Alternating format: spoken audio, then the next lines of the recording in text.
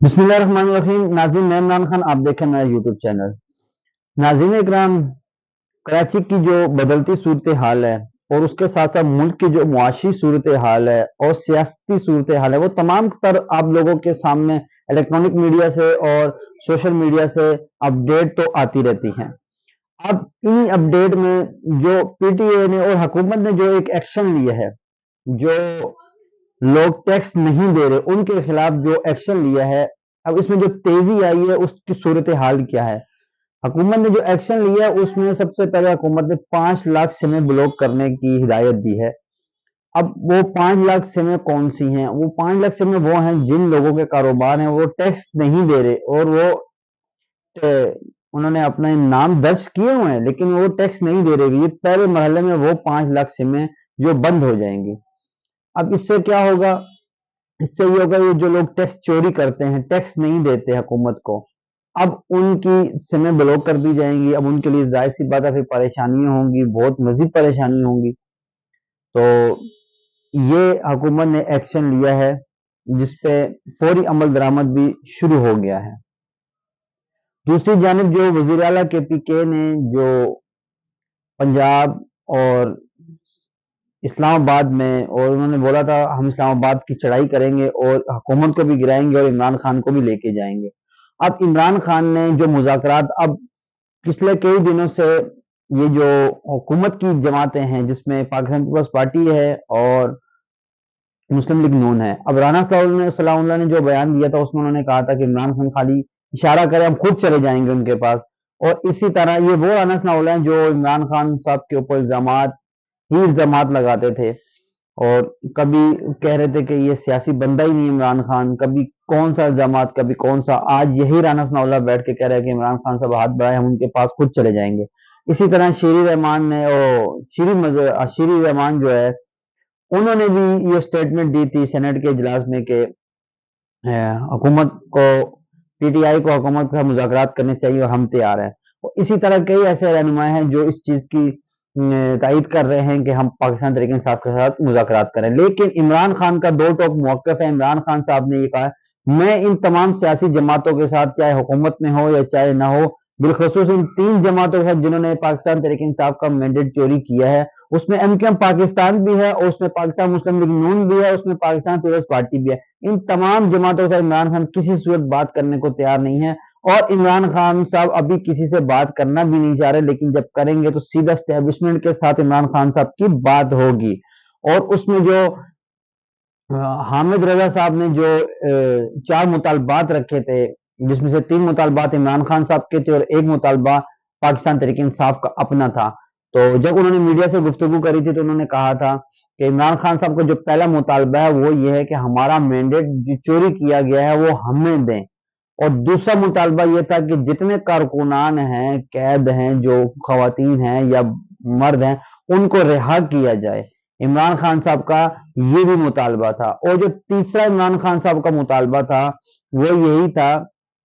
اب دیکھیں عمران خان صاحب نے جو مطالبے رکھے ان میں عمران خان صاحب نے اپنی رہائی کا بھی مطالبہ نہیں رکھا۔ یہ جو رہائی کا مطالبہ تھا یہ چوتھا مطالبہ ہے جو پاکستان تحریک انصاف کا اپنا ہے کہ عمران خان صاحب کی رہائی بھی اس مطالبے میں شامل ہے، کیونکہ غیر قانونی کیس عمران خان صاحب کے اوپر بھی بنائے گئے ہیں۔ اب یہ مطالبے پاکستان تحریک انصاف کے ہیں، لیکن عمران خان صاحب نے جو اسٹیبلشمنٹ کے ساتھ بات کرنے کی جو بندے سلیکٹ کرے ہیں وہ ایک تو وزیر اعلیٰ کے پی کے علی امین گنڈا پور ہے، اور دوسرے شبلی فراز ہیں، تیسرے جو اپوزیشن لیڈر ہیں پاکستان تحریک انصاف کے عمر ایوب صاحب، ان کو عمران خان صاحب نے سلیکٹ کیا ہے۔ یہ 3 بندے اسٹیبلشمنٹ کے ساتھ مذاکرات کریں گے پاکستان تحریک انصاف کی جانب سے۔ اس کے علاوہ پاکستان تحریک انصاف کا کوئی بندہ عمران خان صاحب کی اجازت نہیں ہے کہ اسٹیبلشمنٹ کے ساتھ کوئی مذاکرات کرے۔ ہاں البتہ معاملات اسٹیبلشمنٹ کے ساتھ نزدیکیاں کئی رہنماؤں کی ہیں، لیکن مذاکرات جو ہیں وہ یہ 3 بندے کریں گے۔ عمران خان صاحب نے ان 3 لوگوں کو سلیکٹ کرا ہے۔ اب یہ جو برف پگھلنے والی بات ہے، یہ برف کیوں پگھل رہی؟ کیونکہ سوشل میڈیا پہ ایک بونچال سا بنا ہوتا کہ عمران خان صاحب کے اسٹیبلشمنٹ کے ساتھ مذاکرات ہو رہے ہیں، بات بن گئی ہے، وہ یہ حکومت جا رہی ہے، وہ حکومت آ رہی ہے، لیکن ان تمام معاملات میں اب جو عمران خان کا خود کا سٹیٹمنٹ آیا ہے وہ یہی ہے، وہ بات کریں گے کیونکہ کون سی ایسی سیاسی جماعت ہے جو مسائل کا حل نہیں چاہتی؟ مسائل کا حل ہر کوئی چاہتا ہے، لیکن انہیں مسائل کا حل کرنے کی اجازت دی جائے، ان کے بھی کچھ جائز مطالبات ہیں وہ بھی مانے جائیں تاکہ معاملات سیدھے ہوں۔ یہی الطاف حسین میں سے جب الطاف حسین برطانوی عدالت میں گئے اور وہی پراپرٹی کا کیس جو ان کے اوپر ایم کیو ایم پاکستان نے کرا تھا، اسی سلسلے میں الطاف حسین کو جو ریلیف ملا ہے، الطاف حسین صاحب نے اسی ریلیف کے موقع پہ جو میڈیا نے جب ان سے سوال کرا، بلدیاتی میں ابھی جو انتخابات ہوئے، ضمنی انتخابات ہوئے پنجاب کے پی کے پورے ملک بھر میں تھے، جو سیٹیں چھوڑی گئی تھی ان کے لیے، تو اس میں الطاف حسین نے یہ اپنا موقف اپنایا کہ یہ ساری کی ساری دھاندلی تھی، اور فارم 45 ووٹ ڈلنے سے پہلے ہی سائن کرا دیے گئے تھے، اور یہ ایک 8 فروری سے بھی زیادہ کی دھاندلی اس میں ملوث ہے، اور جو ارکان اس میں ملوث ہیں ان کا بھی انہوں نے نام لیا، تو انہوں نے بولا یہ پوری دھاندلی ہوئی ہے، اور اس میں ان کے خود کی ایم بھی شامل ہے، لیکن انہوں نے کھل کے بولا کہ یہ دھاندلی ہوئی ہے، اور انہوں نے بولا کہ پاکستان تحریک انصاف کے ساتھ یہ زیادتی ہوئی ہے، ان کے مینڈیٹ کو دوبارہ چوری کیا گیا ہے، اور انہوں نے ساتھ یہ بھی کہا کہ پاکستان تحریک انصاف بیرسٹر گور کو انہوں نے مخاطب ہو کے کہا کہ آپ احتجاج جاری رکھیں، جب تک آپ کا مینڈیٹ آپ کو نہیں ملتا آپ اپنا احتجاج جاری رکھیں، اور عمران خان کی رہائی، عمران خان کے کارکنوں کی رہائی، اور بشرا بی بی کی رہائی، اور یہ جو مینڈیٹ چوری ہوا ہے اس کی واپسی تک آپ لوگ احتجاج جاری رکھیں۔ یہ الطاف حسین نے ایک ہدایت دی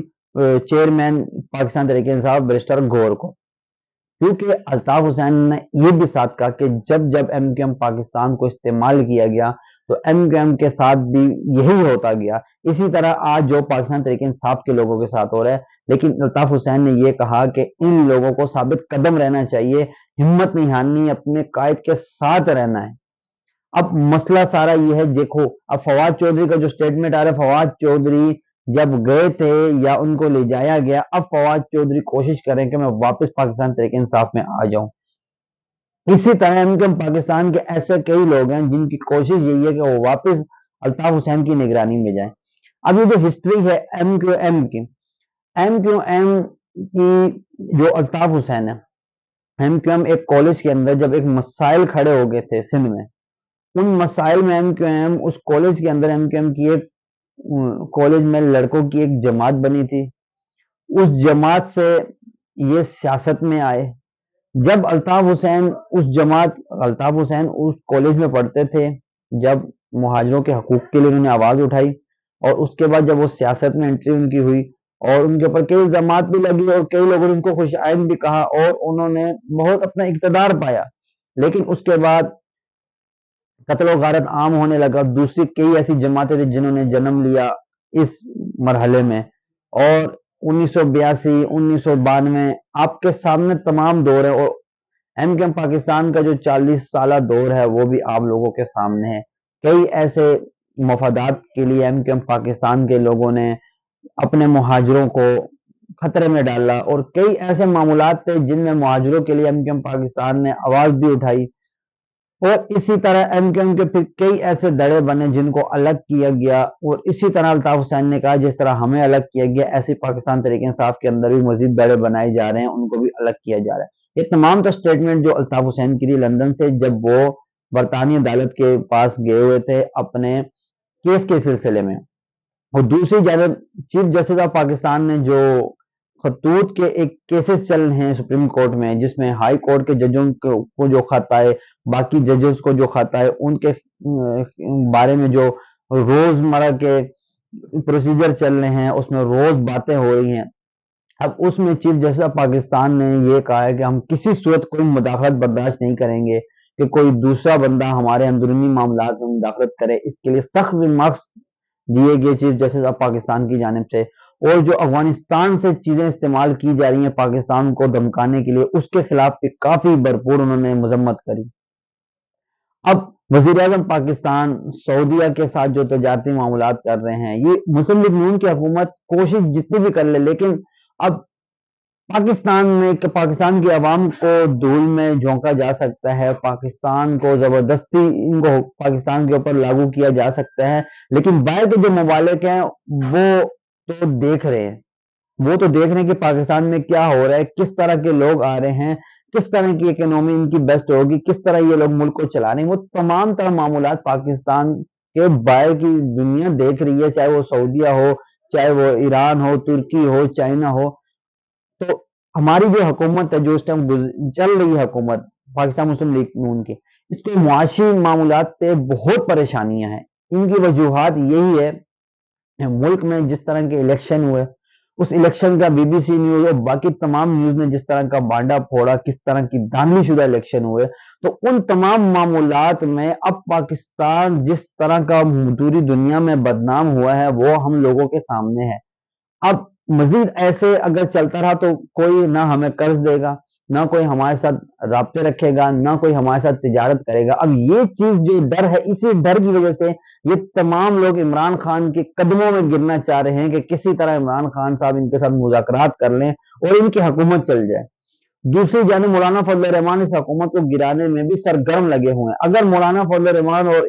پاکستان تحریک انصاف کے درمیان جو مذاکرات کی ایک افواہیں اڑ رہی ہیں، جو مذاکرات اندرونی بیک ڈور مذاکرات ہو رہے ہیں کہ مولانا فضل الرحمان اور پاکستان تحریک انصاف مل کے احتجاج کریں گے، تو اگر یہ چیز ہو گئی تو اس میں کئی ایسے میڈیا پرسن ہیں اور کئی ایسے سیاسی رہنما جنہوں نے یہ کہا ہے اگر پاکستان تحریک انصاف اور مولانا فضل الرحمان یہ دونوں مل گئے تو حکومت 3 مہینے بھی نہیں چل سکتی، کیونکہ آپ سب کو پتا ہے کہ مولانا فضل الرحمان کے پاس کس چیز کی پاور ہے۔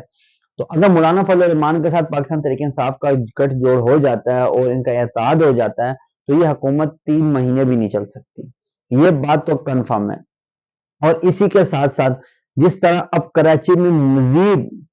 پہلے سے زیادہ ڈکیتیاں سامنے نظر آ رہی ہیں۔ اب میں آپ کو ناظم آباد کا واقعہ بتاتا ہوں۔ ناظم آباد میں کل رات کو 2 ڈکیت گول مار دیے، لوگوں نے، شہریوں نے گولیاں مار دی ان کو۔ اب مجھے یہ بتائیں کیا بنے گا ہمارے کراچی کا؟ پولیس نہ موقع پہ پہنچی، 1-1.5 گھنٹے پہ پولیس آتی ہے، جب آگے دیکھ رہے ہیں وہ تب تک چور آئے، لوگوں نے مار دیا۔ اب لوگ نہ مارتے تو چور لوگوں کو مار کے چلے جاتے۔ اس طرح کے معاملات ہمارے کراچی میں مزید بڑھے جا رہے ہیں۔ اس کے خلاف اقدام اٹھانا چاہیے اعلیٰ اداروں کو، اور بالخصوص آئی جی سندھ صاحب کو اقدام اٹھانا چاہیے، وزیر اعلیٰ سندھ مراد علی شاہ صاحب کو اقدام اٹھانا چاہیے، اور ان لوگوں کو لگام ڈالنی چاہیے جو یہ ایک تو پہلے معاشی حالات ہمارے بہت خراب ہو رہے ہیں، اکنومی ہماری خراب ہے، ہر لحاظ سے ہمارا ملک ترقی کی بجائے نیچے گرے جا رہا ہے۔ آپ دیکھ رہے ہیں ڈالر 282 283 254 اوپر ہی جا رہا ہے، نیچے نہیں آ رہا۔ اب کل کا جو ریٹ تھا 284 تھا، اب اسی طرح ڈالر کبھی اوپر جا رہا ہے کبھی نیچے، تو آ ہی اوپر جا رہا ہے، نیچے تو ایسے آ رہا ہے 1 پیسہ 2 پیسہ، اوپر 2 3 روپے چلا جاتا ہے۔ آپ دیکھ لیں انڈیا کی کرنسی ہمارے سے زیادہ ہوگی، افغانستان میں 20 سال جنگ رہی ہے، افغانستان کی کرنسی ہمارے سے بہتر ہو رہی ہے، بنگلہ دیش کی کرنسی ہمارے سے بہتر ہو رہی ہے، اور ہم نیچے سے نیچے جائے جا رہے ہیں۔ ہمارے ملک میں جو آلٹو ہے وہ 17 سے 18 لاکھ کی مل رہی ہے، اور پڑوس والے ملک میں وہ 8 سے 9 لاکھ روپے کی مل رہی ہے، آدھا فرق آ رہا ہے۔ تو کون زیادہ بہتر ہے؟ ہم ہر لحاظ سے نیچے جا رہے ہیں، معاشی لحاظ سے، ذہنی لحاظ سے، ہر لحاظ سے ہم نیچے جا رہے ہیں۔ ہمیں اوپر کیسے جانا ہے اس کے لیے ہمیں محنت کرنی ہوگی۔ ہمیں اپنے جو نوجوان ہیں ان کو ایسے پروگرام دینے ہوں گے کہ اس پہ وہ محنت کریں، وہ ملک کی معاشی حالات بہتر کریں۔ اب ہم اپنے نوجوانوں کو کیا نوکریوں کا لالچ دے رہے ہیں؟ ہم اپنے نوجوانوں کو لالچ دے رہے لیکن نوکریاں مل نہیں رہی۔ اب بچے اتنا پڑھ کے بھی وہ کیا کریں گے کہ اس کو کوئی نوکری نہیں مل رہی۔ ہمیں ایسی